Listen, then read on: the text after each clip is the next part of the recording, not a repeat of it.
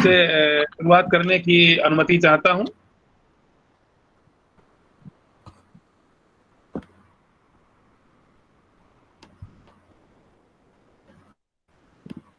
और बहुत आदर और सम्मान के साथ मैं अपने महाविद्यालय के प्राचार्य डॉक्टर अवनीश कुमार मिश्र जी को आज के कार्यक्रम के अध्यक्षीय आशीर्वचनों हेतु आमंत्रित करना चाहता हूं। इस कार्यक्रम की रूपरेखा कल शाम को ही तैयार हुई, जिसमें ये तय किया गया कि राष्ट्रीय शिक्षा नीति 2020 को के उच्च शिक्षा के जो मानदंड हैं उनके बारे में हमारे स्टूडेंट्स को और लोगों को कम जानकारी है।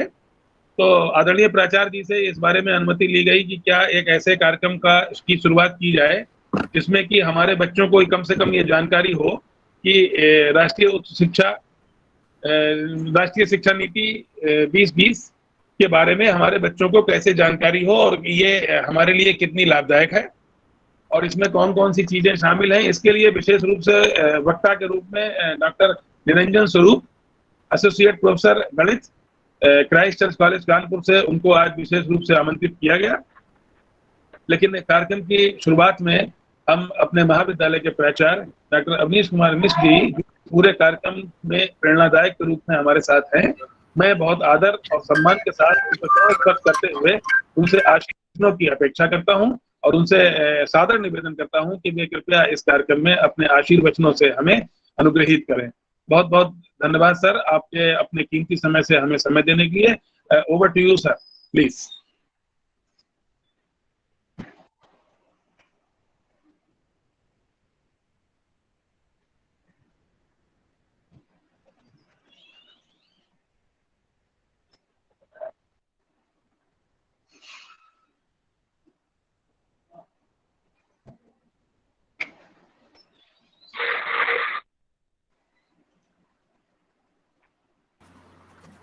जी सर।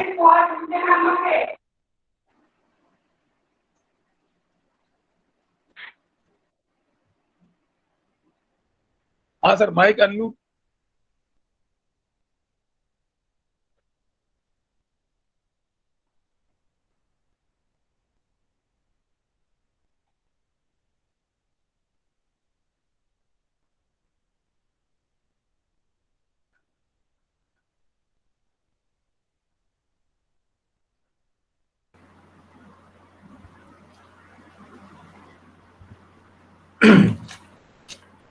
सर जुड़े हैं सर हमारे साथ अभी? हाँ सर जुड़ गए हैं, थोड़ा माइक प्रॉब्लम है बस, और बाकी सब जुड़ गए हैं। सर का आशीर्वाद आ गया हमारे पास है, जुड़ गए हैं सर। जी जी।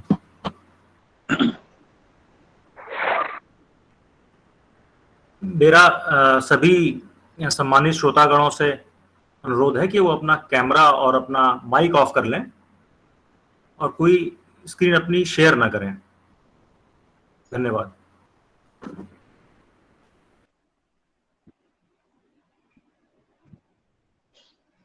आप एक बार सर जी सर, मैं एक बार कार्यक्रम के अभी आप सर, आपकी आवाज नहीं आ रही सर, माइक दिक्कत कर रहा है सर कुछ। तब तक सर मैं कार्यक्रम की रूपरेखा दे देता हूं, तो सर का तब तक माइक ठीक हो जाता है। हाँ हाँ। कार्यक्रम में उपस्थित सभी सम्मानित श्रोतागण एवं पदाधिकारी बंधुओं का हार्दिक स्वागत एवं अभिनंदन। राजकीय स्नातकोत्तर महाविद्यालय बाजपुर, एसएस कॉलेज शाहजहांपुर एवं प्रज्ञा परिषद प्रज्ञा प्रवाह ब्रिज प्रांत के संयुक्त तत्वावधान में आयोजित विमर्श नामक इस कार्यक्रम का उद्देश्य शिक्षा नीति 2020 पर विचार एवं विमर्श है।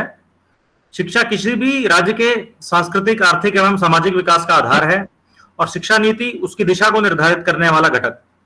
नई शिक्षा नीति के आने के साथ ही इस पर गहन विमर्श और चर्चा होना स्वाभाविक भी है और स्वस्थ भी, परंतु सोशल मीडिया पर आधारहीन सूचनाओं और अर्थहीन शब्दों की आंधी में वास्तविक विमर्श नेपथ्य में चला गया लगता है।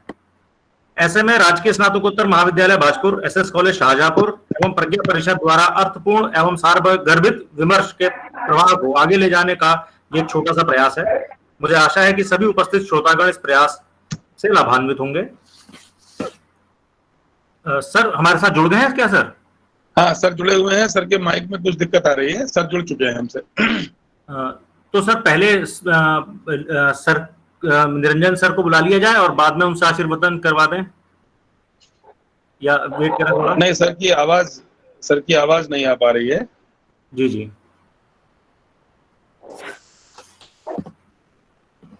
ये माइक बार बार म्यूट हो जाता है। जी।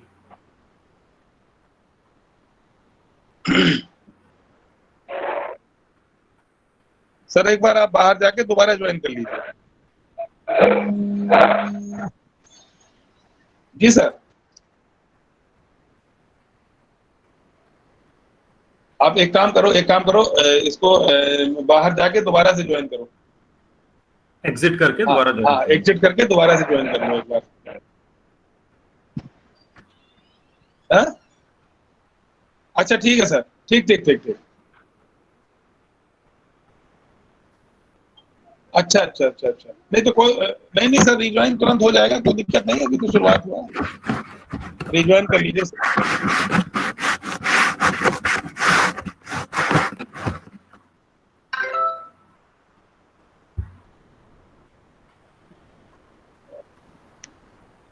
टेक्निकल ग्लिचेस की वजह से। स्टेला मैम, आपका हार्दिक स्वागत है, मोस्ट वेलकम।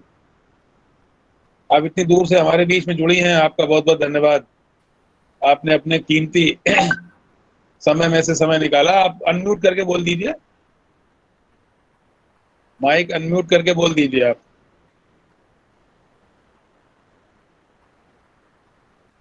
निरंजन सर, बस प्रिंसिपल साहब जरा दोबारा ज्वाइन कर लें, कुछ माइक की उनकी प्रॉब्लम है, तब तक आप भी जो है वो। हाँ, ये तो आपने तो यहाँ से शिक्षा भी ग्रहण की है, हमने तो नहीं की, हम तो शिक्षा देने आए यहाँ। नहीं, वहाँ शिक्षा नहीं ग्रहण करी है। वहाँ सबसे पहले एमएससी करने के बाद सबसे पहले ज्वाइनिंग वहीं हुई थी as an part time teacher. तो अच्छा अच्छा, वहाँ पढ़ाया है वहाँ पे। अच्छा अच्छा, very good very good very good. आपके लेख हम पढ़ते रहते हैं, दैनिक जागरण वगैरह में निकलते हैं। तो जी जी, स्टेला मैम, आप अनम्यूट करके बोल दीजिए कुछ। बरेली कॉलेज की हैं आप, इतने सालों बाद मिली हैं। माइक अनम्यूट करिए पहले आप, माइक अनम्यूट करिए पहले आप। स्टेला मैम, माइक अनम्यूट करिए।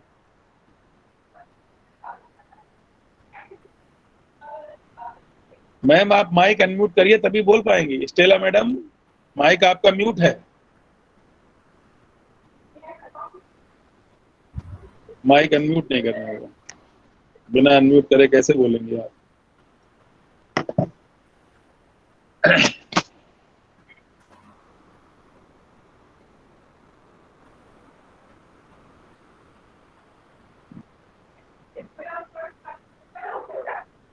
हमारे आज के कार्यक्रम में हमारे कॉलेज से पॉलिटिकल साइंस के head of the department doctor Aditya Kumar Singh ji मौजूद हैं। मैं उनका हार्दिक स्वागत अभिनंदन करता हूं सर, बहुत बहुत धन्यवाद सर आपका। प्रिंसिपल साहब, दोबारा आप जुड़ गए हैं।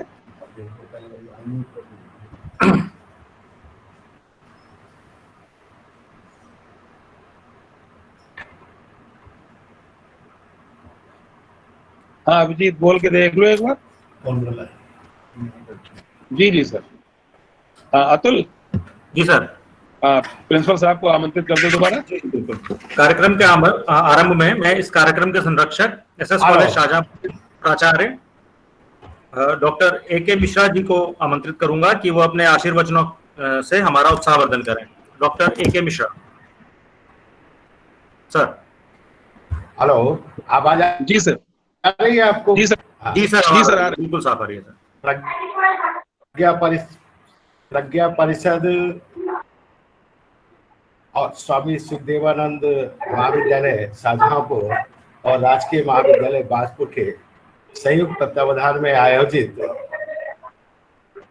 राष्ट्रीय शिक्षा नीति 2020 उच्च शिक्षा विमर्श कार्यक्रम में हम लोगों के बीच उपस्थित मुख्य वक्ता के रूप में क्राइस्टचर्च कॉलेज के विद्वान गणित विशेषज्ञ डॉक्टर निरंजन स्वरूप जी, जो कि मूलतः शाहजहांपुर जनपद से संपर्क रखते हैं, हमारे साथ बाजपुर कॉलेज के प्राचार्य प्रोफेसर कमला चन्याल जी, प्राचार्य राजकीय महाविद्यालय, जो कि इस कार्यक्रम को अपना मार्गदर्शन और संरक्षण प्रदान कर रही हैं।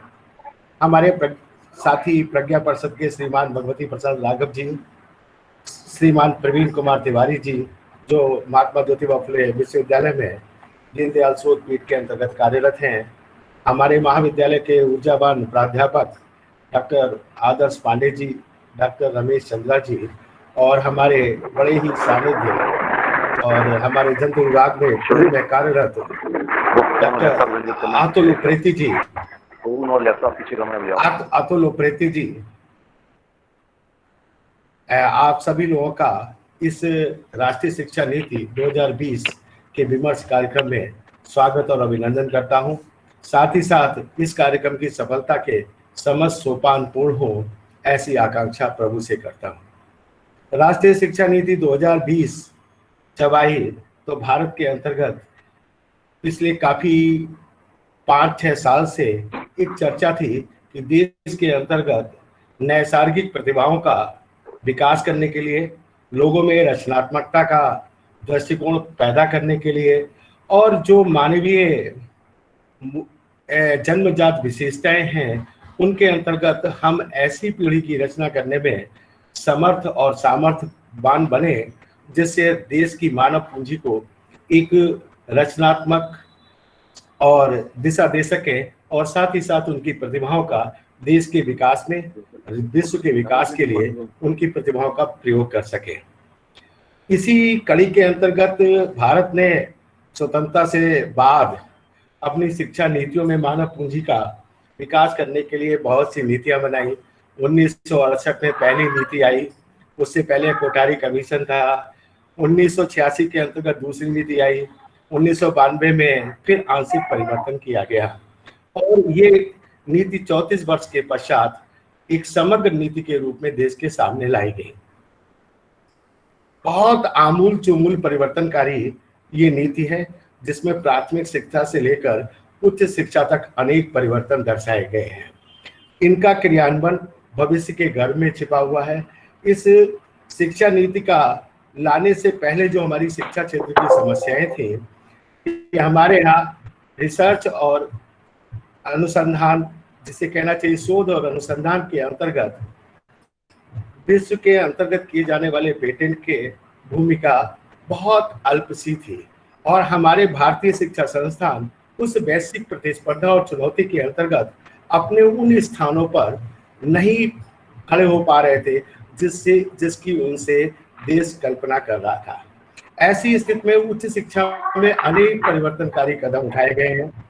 प्रत्येक महाविद्यालय को 15 वर्षों के अंतर्गत नैक मूल्यांकन के आधार पर स्वायत्तता प्रदान करना, देश के अंतर्गत उच्च शिक्षा के अंतर्गत ग्रेजुएट एनरोलमेंट इंडेक्स के अंतर्गत काफी दुगना करना और उसमें परिवर्तन करना, देश के अंतर्गत शोध और अनुसंधान को बढ़ावा देने के लिए नेशनल रिसर्च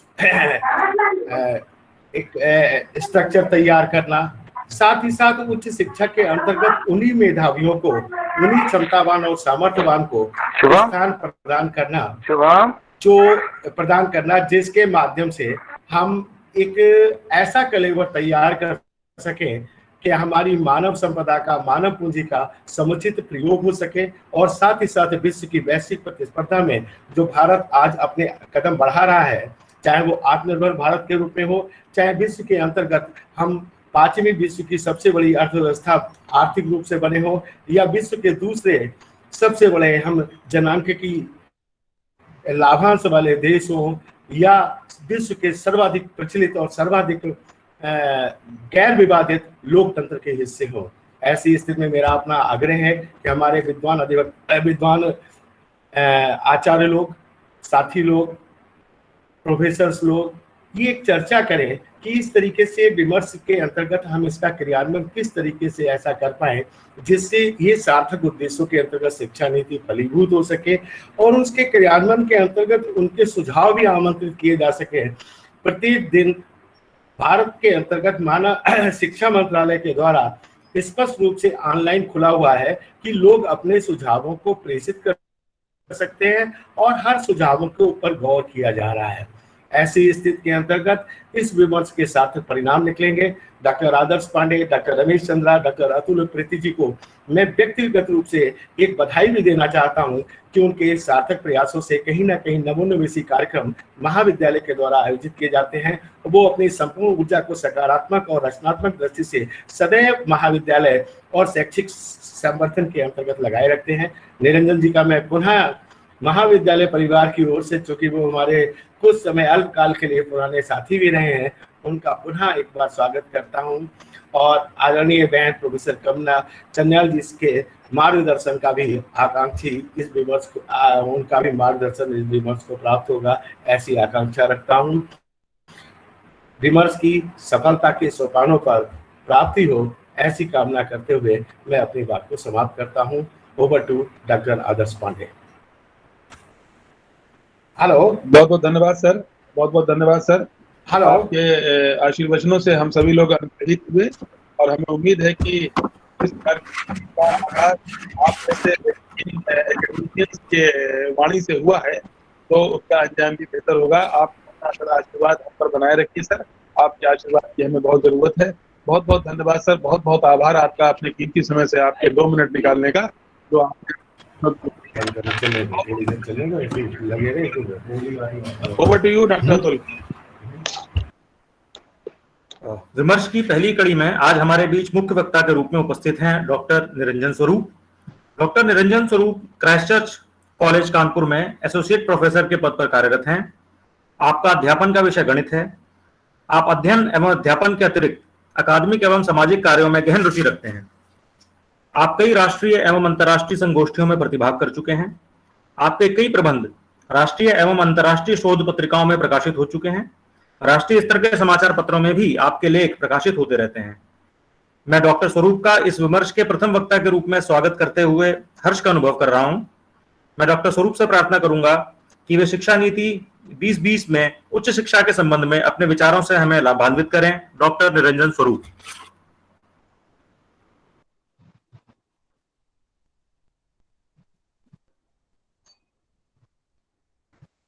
सर आप म्यूट हो गए हैं।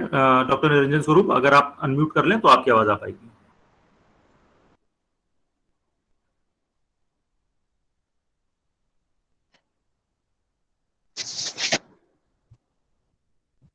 हाँ आवाज आई सर? जी सर, आवाज आ रही है।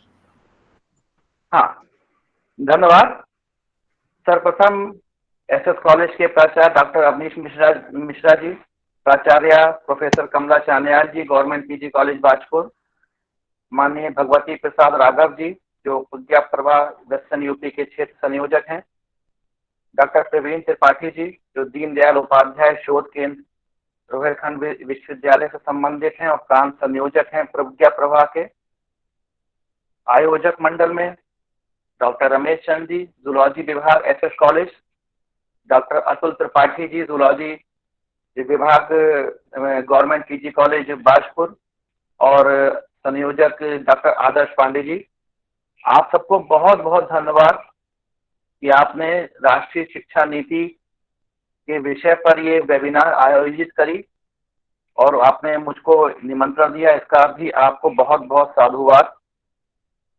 और नई शिक्षा नीति 2020 पर विचार गोष्ठी आयोजन करने की श्रृंखला में ये एक बहुत बड़ा कदम साबित होगी, और यही नहीं साबित होगी, मुझे लगता है कि देश में पहली बार शिक्षा नीति के ऊपर, देश में शिक्षा प्रणाली कैसी हो उसके ऊपर, चाहे मीडिया में, सोशल मीडिया में, प्रिंट मीडिया में जितना भी विचार विमर्श इस समय चल रहा है, वो मुझको नहीं जानकारी है कि शायद आजादी के बाद से इतना इस पे विचार विमर्श हुआ है।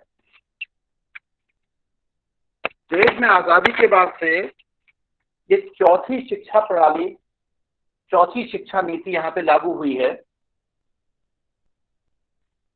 इससे पहले जो शिक्षा नीति लागू हुई थी 1986 में लागू हुई थी, तीसरी जो 1992 में, उसको फिर मूल रूप से इम्प्लीमेंट किया गया।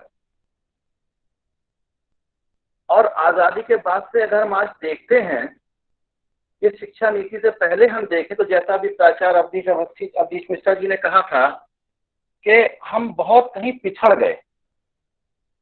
देश की शिक्षा को अगर आप देखें तो हम बहुत पिछड़े हुए हैं। अगर हम साउथ ईस्ट एशिया के कंट्रीज को देखें, छोटे छोटे हम कंट्रीज को देखें, सिंगापुर को देखें, दक्षिण कोरिया को देखें, जापान जिस विनाश के बाद खड़ा हुआ वहां को देखें, उसके मुकाबले हमारी सरकारों द्वारा जो भी शिक्षा नीतियां लाई गई, उससे शायद देश का उतना भला, उतना विकास नहीं हो पाया जितनी कि हमसे आजादी बाद में पाए हुए छोटे छोटे देशों ने शिक्षा में विकास किया। और उसी का ये नतीजा रहा कि हमारे यहाँ से आज भी लाखों छात्र इन छोटे छोटे देशों में शिक्षा के लिए जाते हैं, एक क्वालिटी एजुकेशन ग्रहण करते हैं। निश्चित रूप से सरकार ने ये सोचा कि क्या शिक्षा में क्या कमी है, शिक्षा व्यवस्था में क्या कमी है कि जो हमारे यहाँ के इतने होनहार छात्र दूसरे देशों में जाके शिक्षा ग्रहण कर रहे हैं। मैं यहाँ पे ये भी कहना चाहूंगा कि शिक्षा जो है, किसी भी देश का विकास शिक्षा पर ही निर्भर करता है। आप उठा के देख लीजिए विश्व इतिहास में जो जो देश विकसित हैं, उनकी शिक्षा व्यवस्था अनमैचेबल है। चाहे वो छोटे से देश, आप साउथ ईस्ट एशिया के देखिए, न्यूजीलैंड देखिए, ऑस्ट्रेलिया की शिक्षा प्रणाली देखिए, वो तो खैर बहुत बड़ा देश है, छोटे देशों में भी देख लीजिए। किसी भी देश की विकास की रीढ़ है शिक्षा। ये शिक्षा एक तरीके का हम ये समझें कि एक्सप्रेस वे है या हाईवे है जिसपे कि हमको चलना है, और बाकी सारी चीजें इसके पैरेलल चलती हैं। आज देश का हर नागरिक सोचता है कि देश की पुलिस व्यवस्था अच्छी होनी चाहिए, देश में अच्छे राजनीतिक होने चाहिए, देश के ब्यूरोक्रेसी अच्छी होनी चाहिए,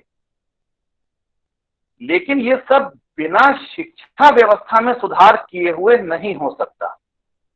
और यही वजह है कि वर्तमान मोदी सरकार ने अपने प्रथम कार्यकाल में आने के बाद इस पे ध्यान देना शुरू किया।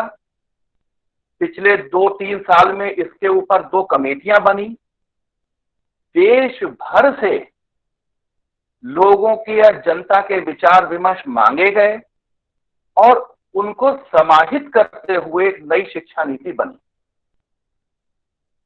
और सबसे बड़ी बात मुझे सोच के ताज्जुब होता है कि इस देश में पिछले कई वर्षों से शिक्षा मंत्रालय नहीं था।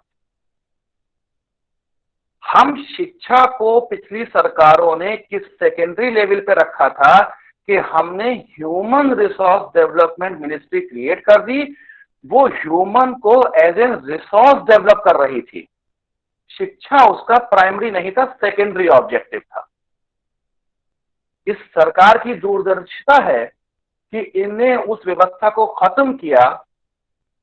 अब हमारे पास एक शिक्षा मंत्रालय है, क्योंकि जब हमारे पास शिक्षा मंत्रालय ही नहीं होगा, हाउ वी कैन एक्सपेक्ट कि हम अच्छी शिक्षा दे सकें, हम एक शिक्षा की नीति बना सकें।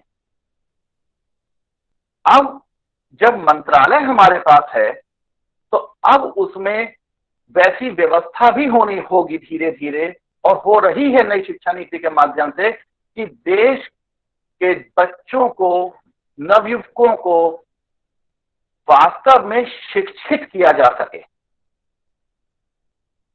जुलाई 29 को जो शिक्षा नीति घोषित हुई है, वो बहुत कुछ उस पर चर्चा हो रही है।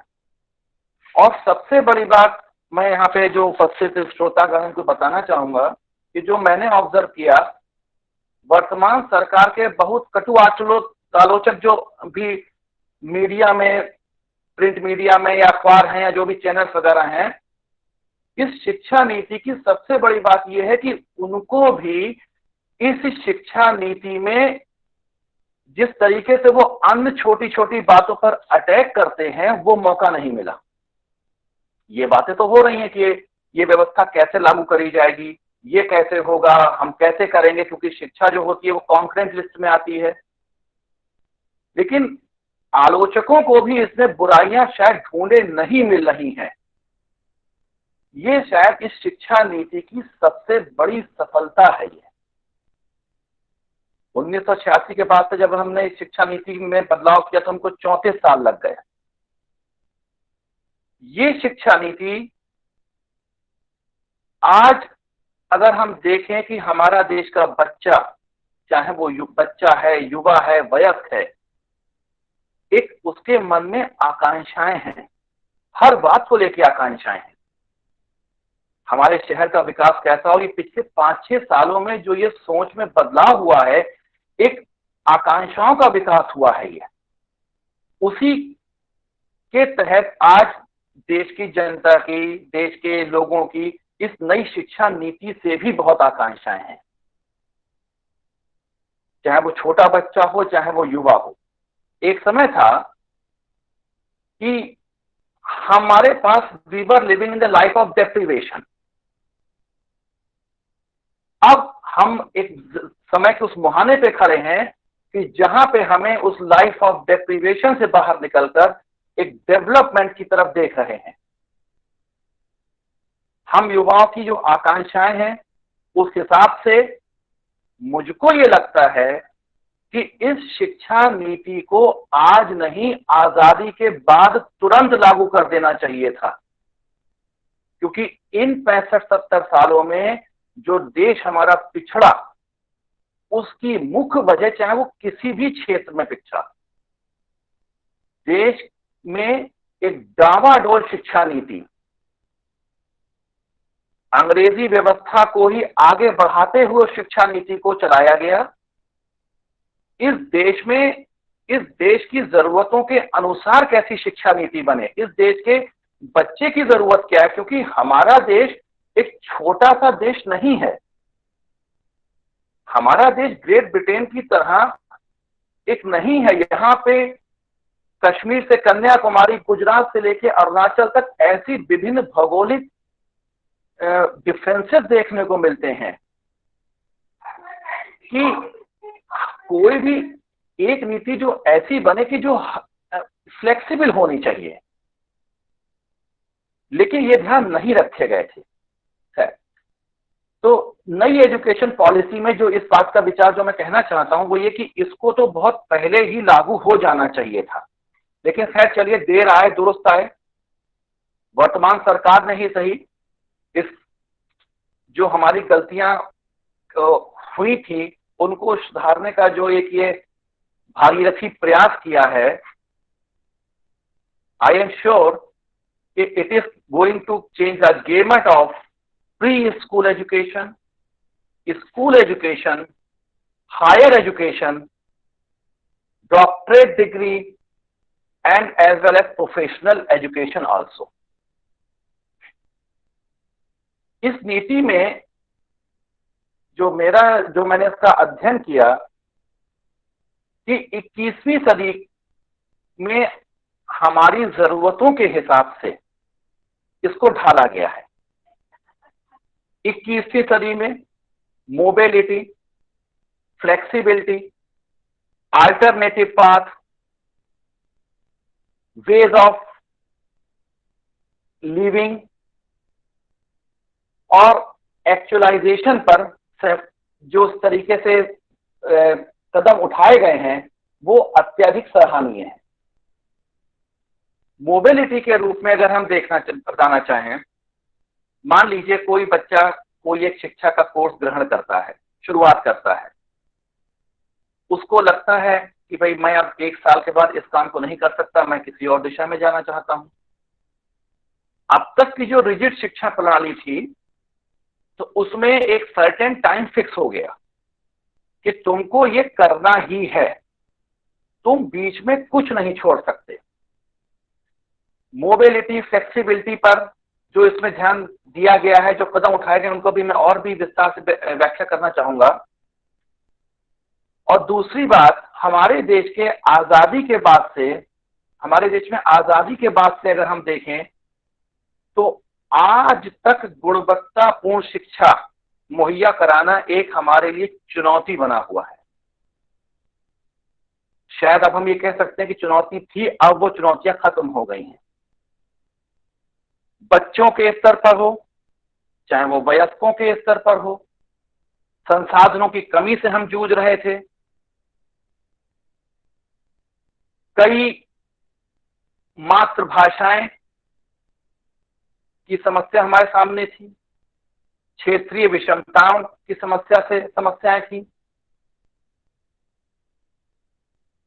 और एक वैश्विक भाषा जो इंग्लिश है उसकी गुणवत्तापूर्ण शिक्षा बच्चों को दी जाए, इसकी कमी आज तक बनी हुई है। डिस्पाइट ऑल दिस फैक्ट कि हमने 86 की एजुकेशन पॉलिसी में इंग्लिश मीडियम को अडॉप्ट कर लिया, इंग्लिश मीडियम के स्कूल खूब खोले गए, लेकिन आज भी अगर हम देखें तो इंग्लिश का वो ज्ञान जो वैश्विक स्तर पर चाहिए है वो नहीं है। और इंग्लिश का ही ये ज्ञान नहीं, नारायण मूर्ति जी का अगर स्टेटमेंट देखें तो उन्होंने क्या कहा था प्रोफेशनल एजुकेशन के बारे में, वो शायद सभी को मालूम है।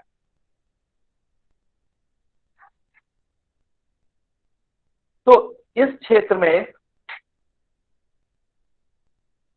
ये जो इन नई शिक्षा नीति में कदम उठाए गए हैं, और उससे भी महत्वपूर्ण ये जो था कि हमको शिक्षा तो कुछ दी जा रही थी, लेकिन जब वो बच्चा शिक्षा ग्रहण करके निकलता था मार्केट में उसके लिए अपनी जीविका कमाने के लिए, वो शायद शिक्षा मार्केट के कंपैटिबल नहीं थी। नौकरियों की कमी भी थी, लेकिन वो शिक्षा भी कंपैटिबल नहीं थी। इस शिक्षा प्रणाली में मुझको ऐसा लगता है कि इन सब चीजों को, इन सब समस्याओं को एड्रेस करने की ही नहीं, इनको खत्म करने की भी कोशिश की गई है, इनका निर्मूलन करने की कोशिश की गई है कि जो हम समस्याएं हमारे बच्चे और ये सब झेल रहे थे, इन सब से इनको कैसे मुक्ति दिलाई जाए। भूतकाल में अगर आप देखें तो हमारी शिक्षा प्रणाली जंजीरों से, मुझे कहने में कोई वो नहीं है कि जंजीरों से जकड़ी हुई थी। जंजीरों से ऐसे जकड़ी हुई थी कि जब बच्चा 8th पास करता था, 8th पास करने के बाद 9th क्लास में जब बच्चा आया, उसको ह्यूमैनिटीज, कॉमर्स, मैथमेटिक्स या जो भी स्ट्रीम है उसमें उसको डाल दिया गया, और एक 14-15 साल के बच्चे की भविष्य तय कर दिया गया कि नहीं, अब तुमको इसी तरफ चलना है। अगर कोई बच्चा मैथमेटिक्स में अच्छा है और अगर वो सपोज करिए कॉमर्स पढ़ना चाहता है, वो नहीं पढ़ सकता। क्यों? क्योंकि 9th में स्ट्रीम डिसाइड हो गई कि मैथमेटिक्स वाले इधर जाएंगे, ये कॉमर्स स्ट्रीम है, ये आर्ट्स स्ट्रीम है, और 12th में जाके वो और डीप रूटेड होगी, इन द सेंस हो गई कि मैथमेटिक्स की स्ट्रीम कंप्लीटली अलग, कॉमर्स अलग, सब कुछ अलग, कोई बच्चे के सामने चॉइस नहीं है।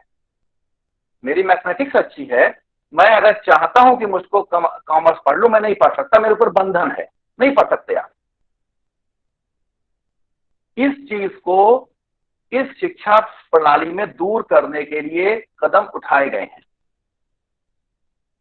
शिक्षा प्रणाली मेरी राय से ऐसी होनी चाहिए कि अगर बच्चा 9th या 10th में आया है, वो मैथमेटिक्स पढ़ना चाहता है, वो संग में कॉमर्स पढ़ना चाहता है, उसको कम से कम छूट दीजिए, उस बच्चे को छूट दीजिए, उससे पूछिए कि आपको क्या पढ़ना बेटा अच्छा लगता है, ये सब्जेक्ट है, आप जो चाहिए पढ़िए। लेकिन उसको जंजीरों में जकड़ दिया गया, नहीं तुमको यही पढ़ना है। इस शिक्षा प्रणाली में शायद इस चीज को बहुत हद तक दूर किया गया है।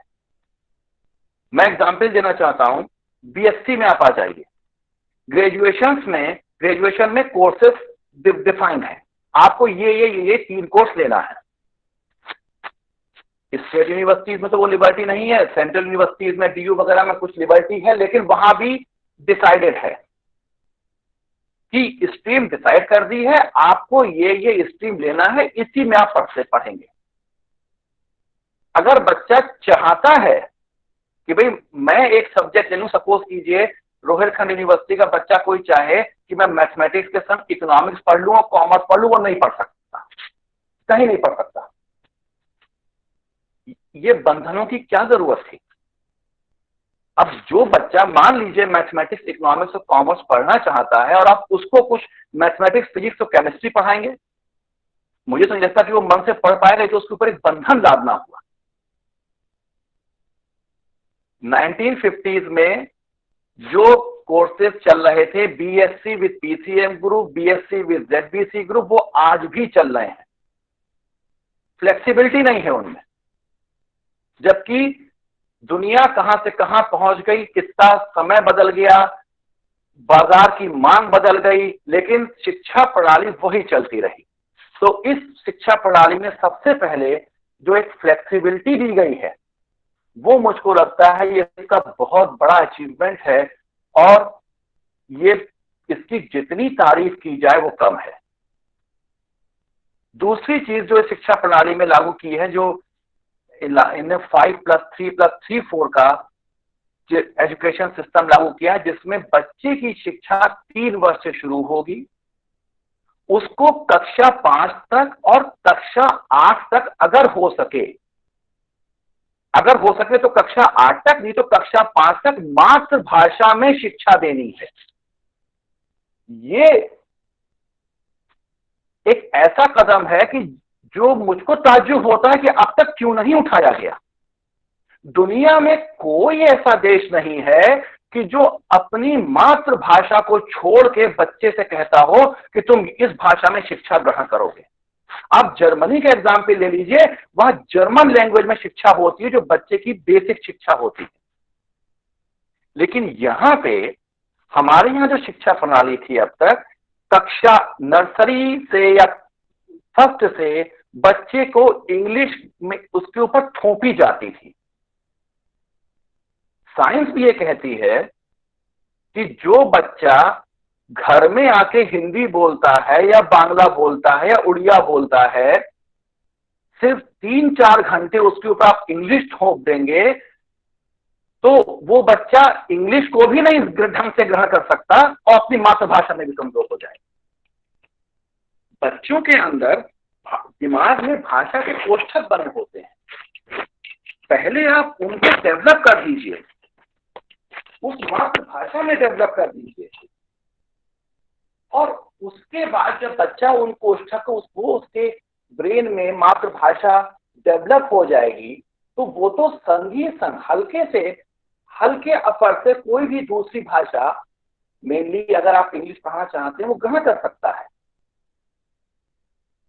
ये हमारे यहाँ सन 86 से लागू हुई इंग्लिश प्रणाली, और उसने जितना हमारा नुकसान किया कि बच्चा, और उसके नाम पर स्कूल खुले, स्कूलों में अंग्रेजी थोपी गई बच्चों पर, लेकिन नतीजा कहीं कुछ नहीं निकला।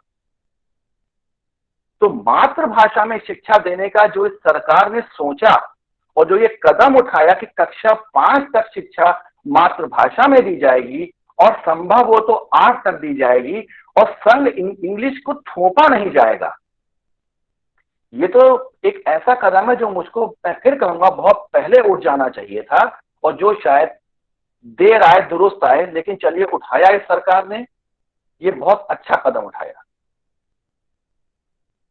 कक्षा 6 से इस शिक्षा प्रणाली में ऐसी लागू करने की बात कही गई है कि हम बच्चे के अंदर की स्किल को पहचानेंगे और उसी के अकॉर्डिंग हम उसको शिक्षा देंगे। ये पहले कर लेने में क्या दिक्कत थी भाई? कक्षा 6 तक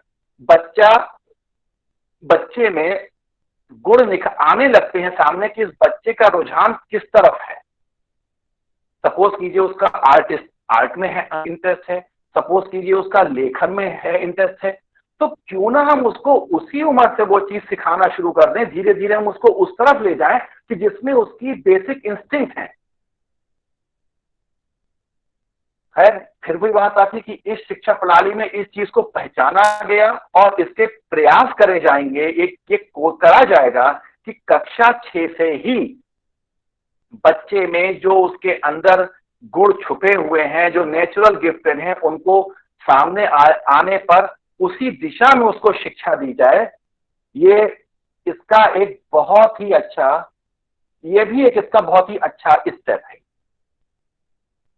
इस शिक्षा प्रणाली में जैसा इसमें कहा गया है कि 2030 से 35 के बीच में 100% ग्रॉस एनरोलमेंट रेशियो करना है और 50% ग्रॉस 100% प्राइमरी एजुकेशन में और 50% जो है वो हायर एजुकेशन में ग्रॉस एनरोलमेंट रेशियो करना है। ये एक अच्छा स्टेप है, ये इस शिक्षा प्रणाली की अच्छी बात है। इस शिक्षा प्रणाली में एक मल्टी डिसिप्लिनरी रिसर्च यूनिवर्सिटी के एस्टेब्लिशमेंट की भी बात करी गई है, जो कि हर तरीके से सराहनीय कदम है। ये मल्टी डिसिप्लिनरी रिसर्च यूनिवर्सिटी जब एस्टेब्लिश होंगी तो पूरी तरीके से इंटरडिसिप्लिनरी अप्रोच को रिसर्च में और हायर एजुकेशन में बढ़ावा मिलेगा। आज भी अगर हम देखें फॉरेन कंट्रीज में, आप देखिए कोई जो प्रोफेसर हैं एक फील्ड के, सपोज कई हैं जिनका कि मैथमेटिक्स के प्रोफेसर हैं टॉप लेवल के, लेकिन उनकी बड़ी अच्छे रिसर्चेस जो हैं इवन बायोलॉजिकल साइंसेज में है, अन्य क्षेत्रों में, ह्यूमैनिटीज में है। इस स्टेप से मुझको लगता है कि इस देश में भी शायद यही एक वातावरण पैदा होगा और नेशनल रिसर्च फाउंडेशन से इन सब चीजों को फंड किया जाएगा। कॉलेजों को भविष्य में 15 साल में ऑटोनॉमस किया जाएगा। वो अपनी जरूरत के हिसाब से शिक्षा में अपना कोर्स डिजाइन करेंगे। वो जिस क्षेत्र में है वहां के लोकल जरूरत के हिसाब से स्किल डेवलपमेंट के प्रोग्राम चालू करें। ये भी एक बहुत ही अच्छा कदम है। आज आप देखिए क्या हो रहा है, कॉलेज शाहजहांपुर में है या कानपुर में है, यूजीसी डिसाइड करेगा कि यहां के बच्चे को क्या पढ़ना है। कॉलेज के पास कोई अपनी स्वायत्तता नहीं है कि वो कोर्स में कुछ चेंज भी कर सके। तो मुझे लगता है कि अगर कॉलेज को ऑटोनॉमी दी जाएगी सही तरीके से, तो जो कॉलेज जिस क्षेत्र में स्थित है वहां की क्षेत्र की जरूरतों के हिसाब से जो कोर्सेज हैं उसमें अगर स्किल डेवलपमेंट के प्रोग्राम कर सकेंगे, तो जो हमारी सरकार का सपना है आत्मनिर्भर Bharat and be vocal for local, इसमें बहुत बड़ी हमको मदद मिलने वाली। क्योंकि कॉलेज अपनी आवश्यकताओं के हिसाब से, क्षेत्रीय आवश्यकताओं के हिसाब से वहां पे कोर्सेज डिजाइन करेंगे। इनके रेगुलेशंस को भी कम किया जाएगा कॉलेज के ऊपर।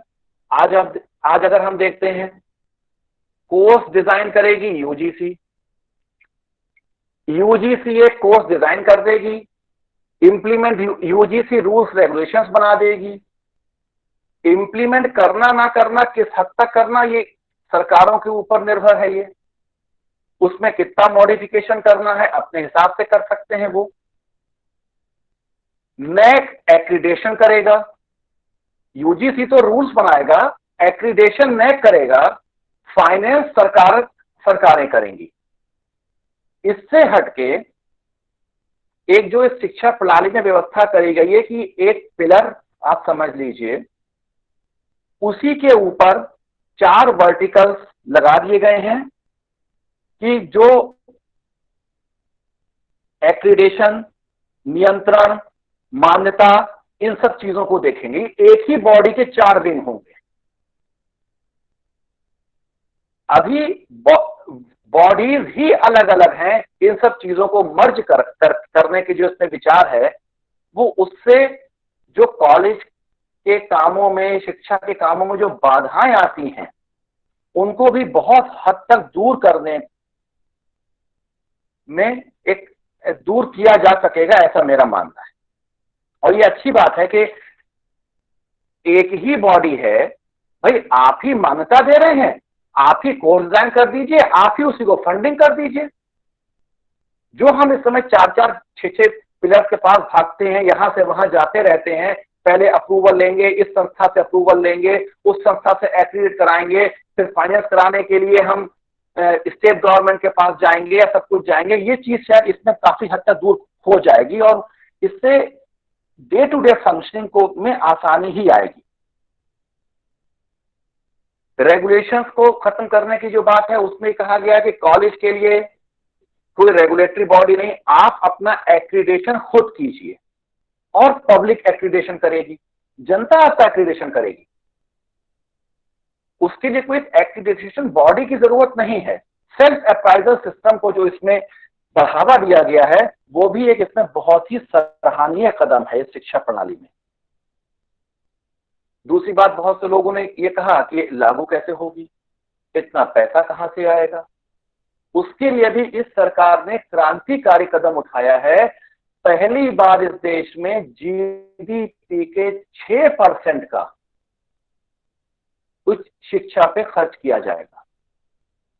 जिन लोगों को इसमें कुछ क्रिटिसिज्म करना था कि साहब जो डिप्राइव्ड सेक्शन है, जो दूर दराज के क्षेत्रों में लोग रहते हैं, वहां के बच्चों को कैसे इससे जोड़ा जाएगा, तो इस शिक्षा प्रणाली में डिप्राइव्ड चिल्ड्रन को और जो कमजोर तबका है उसको भी जोड़ने की पूरी व्यवस्था करी गई है। इंडियन लैंग्वेज, जो लॉस्ट इंडियन लैंग्वेजेस हैं, उनको भी मेन स्ट्रीम में लाके पढ़ाने की व्यवस्था करी गई है। जो हमारा एंशियंट कल्चर है जिससे कि हम कट गए हैं, उसको भी इस शिक्षा प्रणाली में इंट्रोड्यूस किया जाएगा। अभी तक हम जितनी भी शिक्षा प्रणाली अब तक हम उसमें देखें, अगर हम ये पाते हैं कि भारतीयों को भारतीयों के ही कल्चर से काटने की एक व्यवस्था करी गई है, सोची समझी व्यवस्था करी गई है। उस व्यवस्था से निजात पाने के लिए इसमें कदम उठाए गए हैं और जो बहुत ही सराहनीय कदम है। अभी पिछले 4 महीने से एक समस्या हम लोग के सामने, हम सब लोग उससे जूझ रहे हैं कि ऑनलाइन एजुकेशन हो रही है, जिस तरीके से स्कूल कॉलेजेस बंद हैं। इस टाइप की विपत्तियां अगर भविष्य में आती हैं तो उनको भी दूर करने के लिए एक बॉडी बनाई गई है जो कि टेक्नोलॉजिकली कैसे इसको हम साउंड बनाएं ताकि देश के दूरस्थ क्षेत्रों में जो बच्चे हैं, जो स्कूल हैं, यदि उनको जरूरत पड़े, यदि कभी कोई ऐसी विपत्ति आए तो ऐसा ना हो कि कुछ बच्चे जिनके पास सब कुछ व्यवस्था है वो तो जुड़ गए इससे, लेकिन बाकी कट गए। तो उन तक भी online education electronic print media के माध्यम से या जैसे भी पहुंचाई जाए उसकी भी व्यवस्था करने के लिए इसमें एक एजेंसी बनाने की बात कही गई है।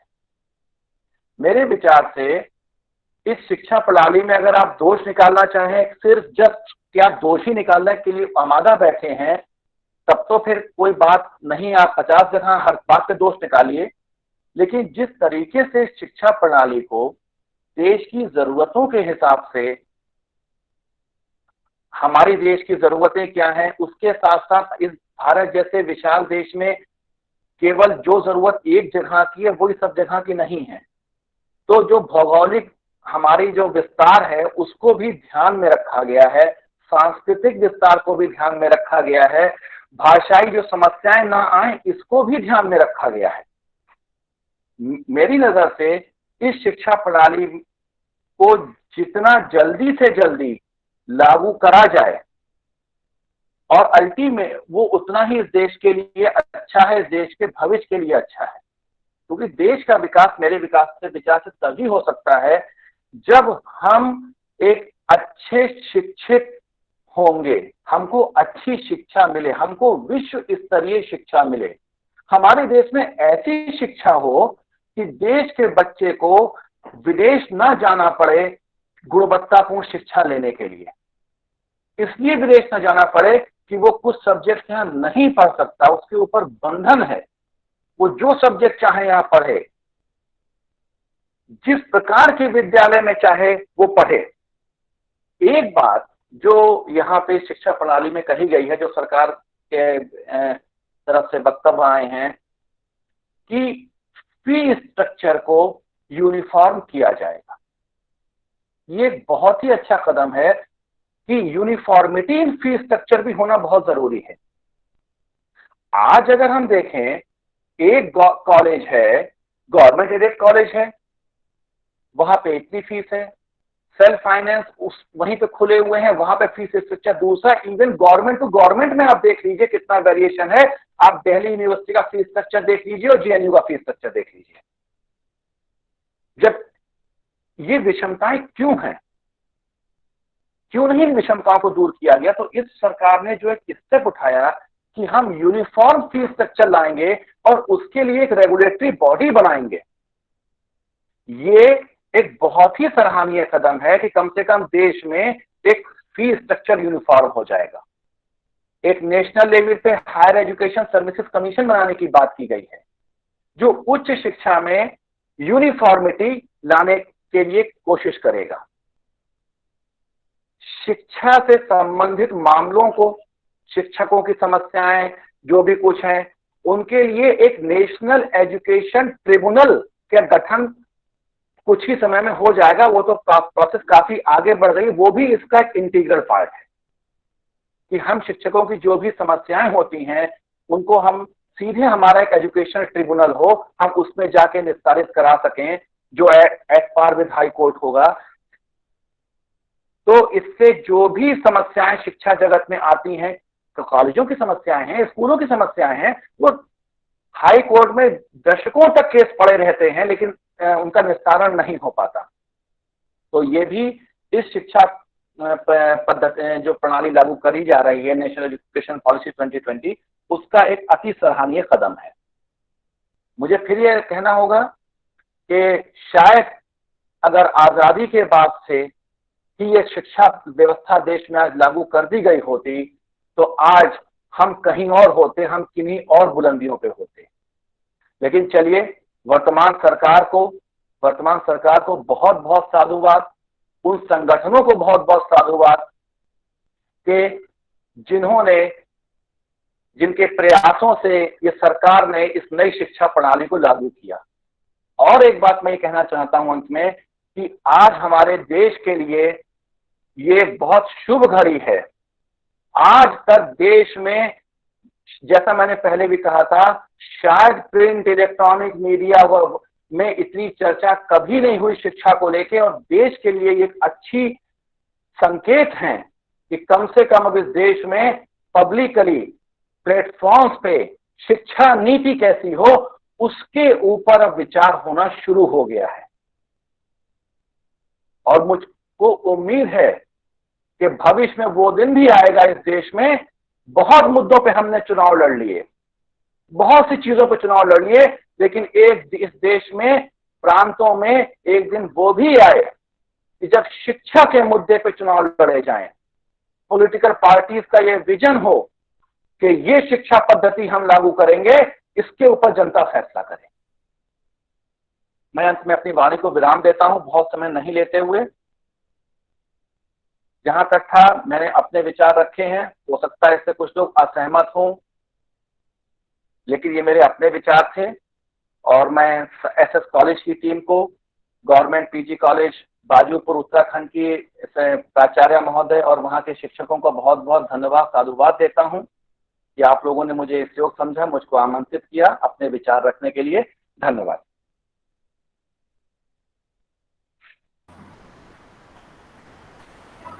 Thank you sir. बहुत महत्वपूर्ण विचार आपने रखे हमारे सामने। अपना अपना विषय पढ़ाते हुए हम कहीं ना कहीं जो शिक्षा नीति थी उसके महत्वपूर्ण बिंदुओं से वंचित थे। कई चीजें आपने सामने रखी। वास्तव में